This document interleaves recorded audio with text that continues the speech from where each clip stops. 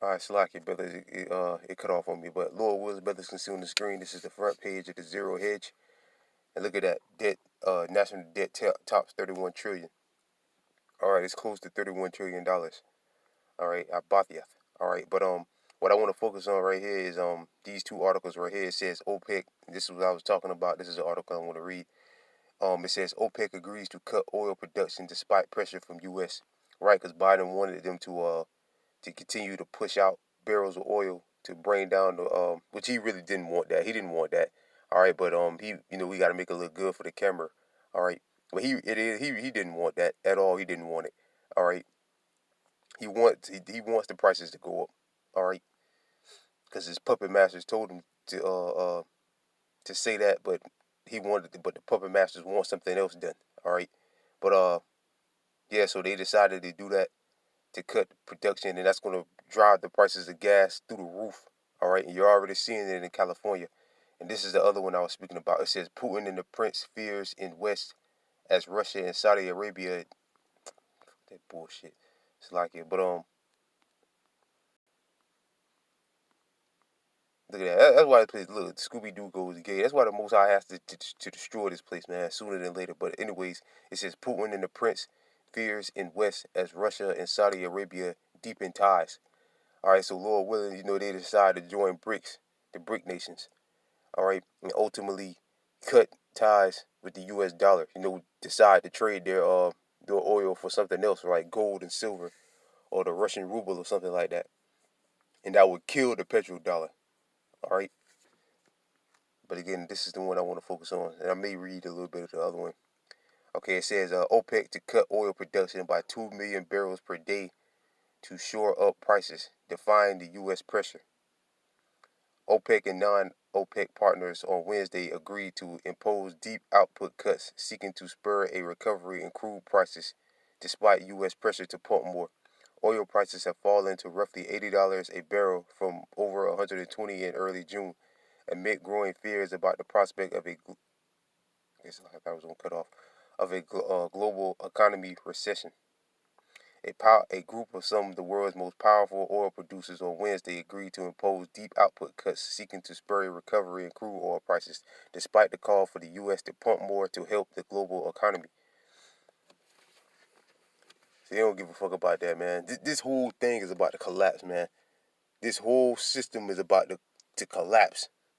All right, the money system is about to collapse. The world supply chain, oil, food, all that's about to collapse.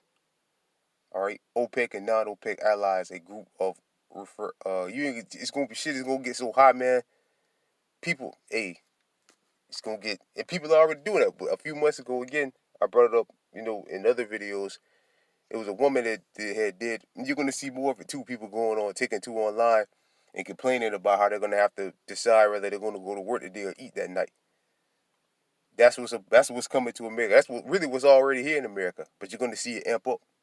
OPEC and non-OPEC allies, a group often referred to as OPEC, decide at the first face-to-face gathering since 2020 to cut production by 2 million barrels per day from November. All right. Um. Okay. Let me read this part right here. The most respected. The move represents a major reversal in production policy from the allies, which slashed outputs cut by a record 10 million barrels per day in early 2020 when demand crashed due to the C-19 pandemic. Uh, the oil cartel has uh, since gradually unwounded these record cuts.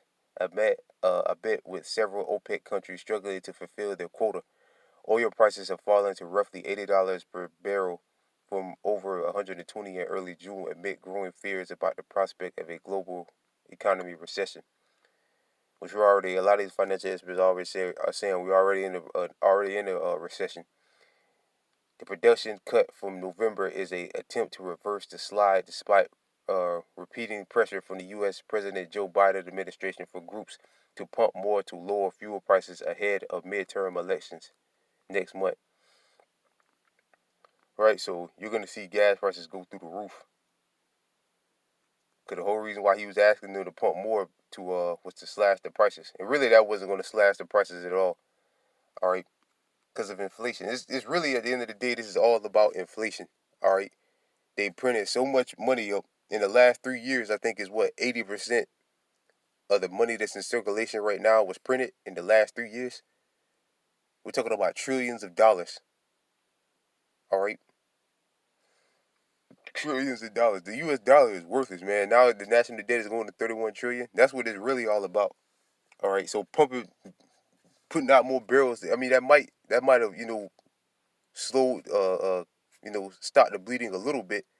But at the end of the day, inflation is always going to is at the spearhead of this. All right, too much money in circulation, too many dollars, the prices of things go up. All right, the dollar gets weaker and the prices of things go up, including gas. All right, food and all that. That's why you're seeing it go through the roof. All right, and there's nothing they can do to stop it. All right, now see a bit of the other article. So gas prices are going to go through the roof. It was going to go through the roof anyway, but now this is going to definitely cause it to jump higher. This one is also, you know, Slovakia.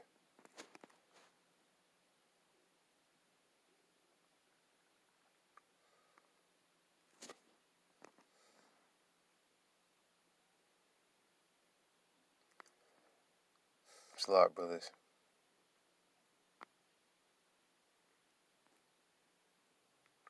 Okay, this one in the Guardian. Putin and the prince fears in West as Russia and Saudi Arabia deepen ties. All right, so and we all know. Matter of fact, I'm gonna pull it up. I ain't gonna read this one, but they're buddy buddy. They're so-called buddy buddy, man. Like I said right here. I'm gonna read this one part. They both started wars in neighboring countries, hold significant sway over energy markets, are known to brook no dissent and to covet spots in history. Russia embattled President Vladimir Putin and Saudi Arabia facto ruler Mohammed bin Salman, if I pronounce it right, seem to have a lot in common. Right, so, and we all know, so like, I'm gonna pull this up real quick. Got the bricks.